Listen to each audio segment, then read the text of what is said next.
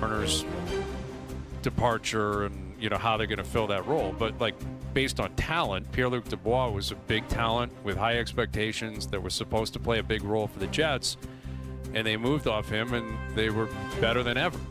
You know, now let's see what happens with Ehlers leaving. That's going to continue to get tested.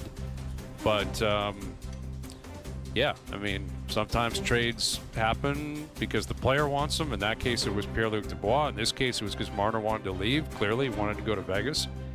You don't just pack up shop and say, well, we can't possibly compete anymore. You got to put the pieces together and find a way to make it work.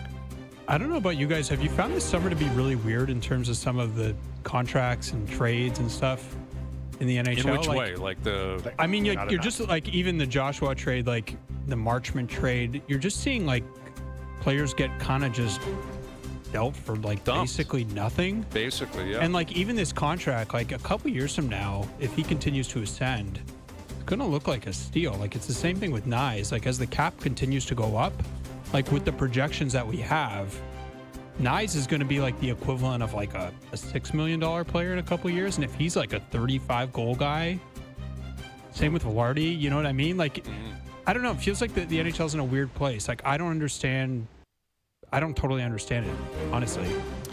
Well, yeah, go ahead, Strud. You know, Joseph, it's funny you bring that because I was talking to a buddy about that Dakota last night, that even the Marchment one, like, those guys are the kind of guys you want in the playoffs, right? You look for that big body that can skate and tap in some goals. Like, I think we both, you know, for sure Marchment's over 20. Now Dakota, I'm not sure if he'll get there, but those are the guys I want, and they're just floating around for almost nothing.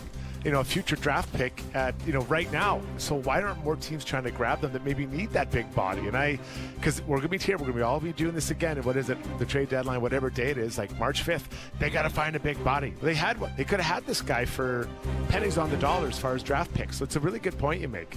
Right. Yeah, exactly. And guys like that come the trade deadline are the ones that teams are always 100%. trying to pursue, and they're willing to pay more. Yet in July, fourth round pick in 2028, you can have them. And especially, you know, for teams that are like still trying to fill out their roster, you know, like Marchman's still a young guy, relatively speaking, and Joshua is 29. Like, you're telling me one of the bottom teams in the 7 or 8 worst teams in the league that feel like they want to grow and improve, they wouldn't pay a third rounder to pick that guy up? You know, like San Jose, they have so much room, and, you know, the Utahs and the Chicagos, and yet that obviously wasn't the case. It was the Leafs of all teams that said, we'll take him. Like, we'll give up the 4th round pick for him. His situation is different. Like, I would feel better about the Leafs and their roster if they had gotten Marchment, just because he's better. Mm-hmm. His contract's I think he's entering the last year of his deal. Marchment, yes. Yeah, but like the upside is higher offensively. I think he can play higher in the lineup. But it's interesting, like what they've done, like with Joshua and with Michelli. They're just like basically taking bets for free. Like they didn't give up really anything for both guys. And like if one bounces back, if both bounce back, like suddenly you've just added a top 9 forward for nothing. And like the contracts will look better if those players bounce back. But it's interesting, like that this is how they've decided to approach it. And I think like Joshua, I don't mind the bet just because he fits the style of the coach. I still wonder, as you might imagine, Hayes, like where they're gonna score from. But yeah, I don't like. It's funny with their offseason. Like I don't mind and actually like a lot of what they've done, like individually. I just don't know what it adds up to. Is kind of my question. Yeah, and I think that gets back to your original commentary on the offseason, that there just hasn't been a lot available. There isn't a lot going on. Mm-hmm. You know, I mean, that's the truth. Like, Marner was a big fish. Nick Ehlers was a big fish. But beyond that, Besser went back to Vancouver, Tavares back to Toronto. All 3 Florida guys stayed in Florida. You know, Noah Dobson was available. Credit the Habs. They went out and sniffed that out and picked him up. Now, they had to give up, you know, obviously assets to do that. But I do think, you know, it just appears as if because there's been so much money and there's been so much flexibility offered to almost every team, like post-COVID, they've just decided to invest in their own guys, you know, and it just, there hasn't been a lot of opportunity. Like, that's the thing with, like, Marner leaving. You, as we've stated 15,000 times in the last 3 weeks, you were never going to replace him 1 for 1. You can't. You're not even going to replace him 3 for 1. Yeah. Like if you were to put together a trade of Michelli, Waugh, and Joshua for Marner, obviously you would get laughed at. Like you would be fired. Your own owner would say, "Why did you even waste people's time? You're out." That's not a trade that even is possible to dream up. But he was leaving. He was going to go. He wanted to go to Vegas, so he went to Vegas.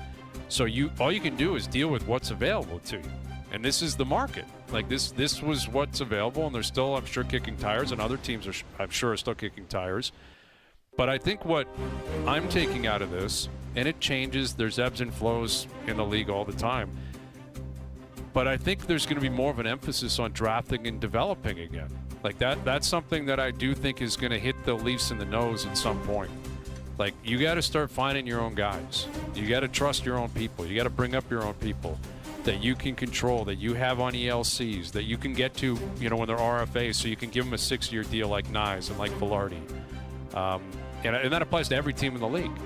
Like the best way to build up your program. It's the most difficult, and you have to get lucky and you have to be patient.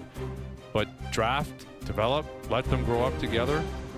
Gives your GM a lot of options if you want to do that. Yeah, that's a really long range and mature view, and I'm with you for sure. But right now, where the Leafs are, like, they're trying to get to a winning point right now. So I think there has to be 2 streams. I think you have to have the stream you're talking about, which is drafting, developing, and being patient, but then trying to mine some diamonds in the rough that you might find, and you just highlighted the 2 guys that the Leafs traded for. You can go over to Europe, look around there, maybe college, free agents, whatever, and try to figure that out, and then the trades. So I think you have to have multiple ways of approaching it. Mm-hmm. And I always, when I talk to guys and that are young players, and what's the team doing for you? Well, they don't have a lot of people working with me for development. I'm like, are you crazy? Like, there's no cap on that. I'd be spending money like crazy, like a drunken sailor, like the PA guy that went down and yes. What's his name? Player Lloyd Howe engagement. Jr. Yeah, there you go. Yeah, Lloyd, I'd be spending money like that guy, but I'd be spending it on development of my team and drafting scouts and development. Those things, because if you can find a 5th rounder that becomes even a player, just yes. a player on your team, that is massive. Or if you could turn a guy who's maybe a borderline player into an NHL player, that's worth it. That investment's worth it in what you think about you have to trade for in assets. So I don't know, Jonas, you're a lot more dialed in than I am, but I don't understand why teams aren't investing really heavily in those 3 areas. I can only speak for here in Toronto. They do. Like, they invest a ton in that stuff. I don't know if that's going to continue now with Keith Pelly. Like, I don't know what the cost-cutting stuff is going to look like. But they definitely do that. They just haven't had they've traded a lot of picks, number one. And they haven't had a lot of success at, like, actually hitting on picks. Like, Nyes is, like... Is he like the best non-first round pick they've had in, I don't know, ever? Yeah. Oh yeah. But he's the exception. If you look at, like,